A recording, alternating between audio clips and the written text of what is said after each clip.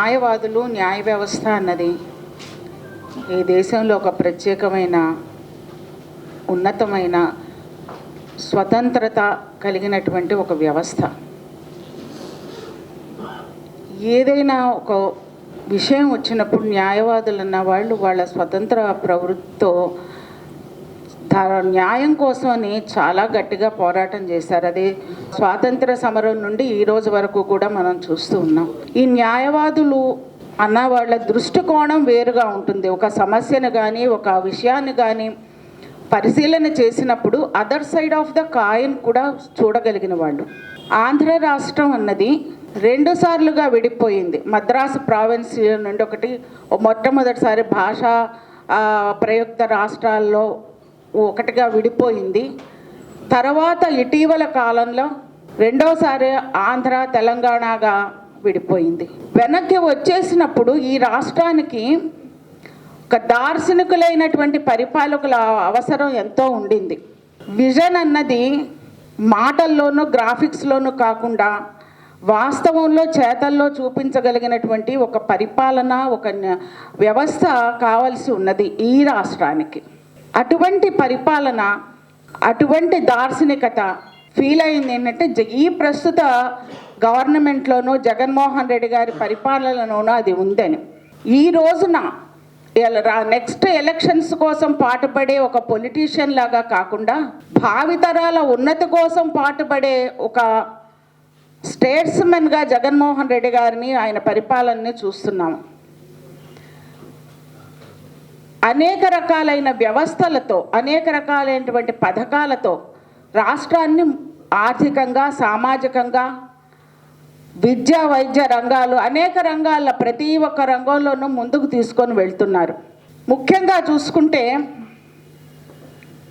విద్యారంగం అత్యంత అద్భుతమైన మార్పులతో సాగుతుంది. నాడు నేడు పథకం కింద ఎన్నో వేల స్కూళ్ళని, దానికి కావాల్సిన స్కూళ్ళు గవర్నమెంటు, గత ప్రభుత్వం విద్య అన్నది గవర్నమెంట్ బాధ్యత కాదని చెప్పారు. కార్పొరేట్ విద్యను ప్రోత్సహించారు. విద్య అన్నది చదువుకోవడం కాదు, కొనుక్కోవడంగా మారిపోయిన తరుణంలో భవిష్యత్తు తరాలు, ప్రపంచం రాబోయే కాలాల్లో ఈ విద్యారంగంలో వచ్చిన మార్పుల వల్ల ప్రపంచం అన్నది మేధస్సు కోసం ఆంధ్రదేశం వైపు చూడవలసినటువంటి స్టెప్స్ తీసుకుంటున్నారు. చక్కటి పౌష్టికమైన ఆహారం, వీటన్నిటితో కూడా మంచి విద్యను అందిస్తున్నారు. ఇక్కడ గవర్నమెంట్ స్కూల్ పిల్లలు వైట్ హౌస్ వరకు కూడా వెళ్ళగలిగారు. ఇక్కడ నుండి మంచి మేధావులు తయారయ్యే విధంగా విద్య యొక్క పరిణామ క్రమం సాగుతుంది. ఇవన్నీ కూడా ఈ రోజున తెలియవు. వీటి అభివృద్ధి ఫలాలన్నవి రాబోయే భవిష్యత్తులో తెలుస్తావు 10-15 సంవత్సరాల తర్వాత.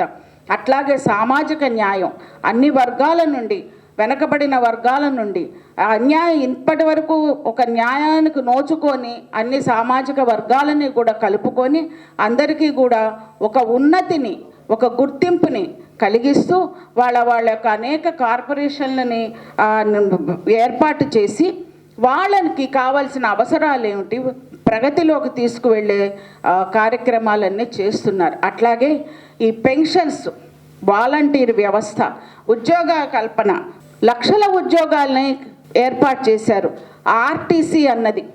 ఆర్టీసీని ప్రభుత్వీకరణ చేయటము, వాళ్ళ ఉద్యోగాలని రెగ్యులర్ చేయటము, ఇప్పటి వరకు కాంట్రాక్ట్ లెక్చరర్స్ని వాళ్ళని రెగ్యులర్ చేయటము, అట్లాగే డిఎస్సి ఎన్నో సంవత్సరాల కిందట, దరిదాపు 2 దశాబ్దాల కిందట రాసి మర్చిపోయి రోడ్ల మీద బతుకుతున్న వాళ్ళని ఏరుకొని తీసుకొని వచ్చి వాళ్ళకు ఉద్యోగాలు ఇచ్చారు.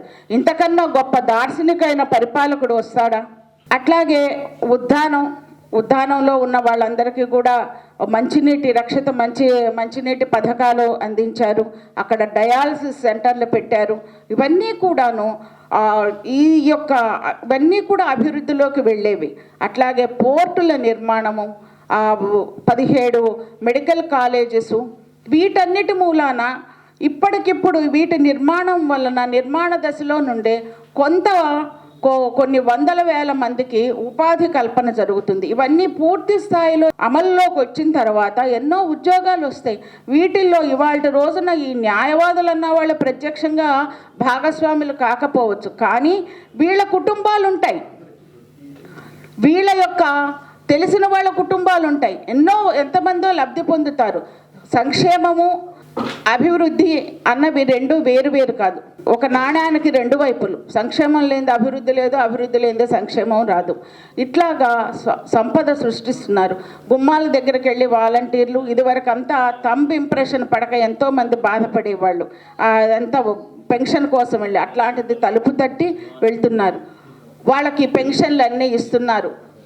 అదేమిటంటే విలేజ్ డాక్టర్స్, ఫ్యామిలీ డాక్టర్స్, గ్రామాల్లోనూ సదుపాయాలు, వైద్య సదుపాయాలు, ఇవన్నీ కూడా ఈ రాబోయే కాలంలో ఈ యొక్క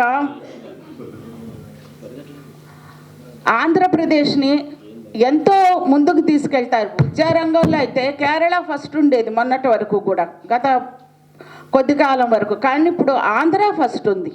అటువంటి చర్యలన్నీ తీసుకుంటూ అన్ని రకాలుగా సామాజికంగా, ఆర్థికంగా, విద్యా పరంగా మౌలిక సదుపాయాలన్నీ కూడా ప్రజలకి, సామాన్యులకి కూడా ఏర్పాటు చేస్తూ అందరూ కూడా ఇందుట్లో భాగస్వాములను చేసుకొని ఈ యొక్క ఆంధ్రప్రదేశ్ అన్నది ఒక గోల్డెన్ స్టేట్గా కూడా భవిష్యత్తులో తీసుకెళ్లే విధంగా చర్యలు ఉన్నాయి.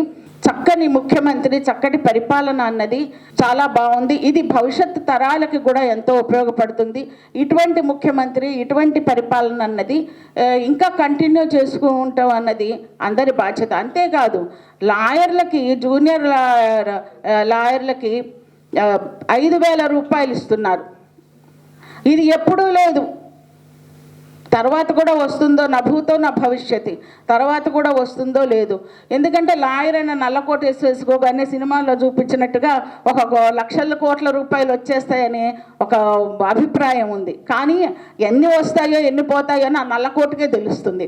అట్లాంటిది జూనియర్ లాయర్స్ రాగానే వాళ్ళకి 5,000 రూపాయలు ఒక స్టైఫండ్ లాగా ఇస్తున్నారు. ప్రతి సమాజంలోని ప్రతి వర్గంకి కావాల్సినటువంటి సదుపాయాలన్నీ చేస్తున్నారు. అట్లాగే ఎంతోమంది భయంకరమైనటువంటి అనారోగ్య సమస్యలతో బాధపడుతున్న వాళ్ళందరికీ కూడా తక్షణ వైద్య సౌకర్యాలు ఇవ్వటము, సమస్యలు ఉంటే తక్షణమైన మా ముఖ్యమంత్రి వరకు మా సమస్య వెళ్తే తక్షణ పరిష్కారం మాకు దొరుకుతుంది అన్న భరోసా అన్నది ఈ రోజున ప్రజల్లో ఉంది. ఇటువంటి నేను చాలామందిని అడిగితే వాళ్ళందరూ కూడా మాకు చాలా పథకాలు వస్తున్నాయని చెప్తున్నారు. ఇదంతా చాలా బాగుంది. దీన్ని నా అభిప్రాయంలో అయితే దీన్ని ఇంకా ముందుకు తీసుకెళ్ళాలి. నెక్స్ట్ టర్మ్, నెక్స్ట్ టర్మ్ కూడా తీసుకొని వెళ్తే మంచి పథకాలు చాలా ఇంకా కాంక్రీట్గా భవిష్యత్తులో ఇంకా కొన్ని మంచి పథకాలు ఇవ్వడానికి అవకాశం ఉంటుంది అని చెప్పేసి కోరుకుంటున్నాను.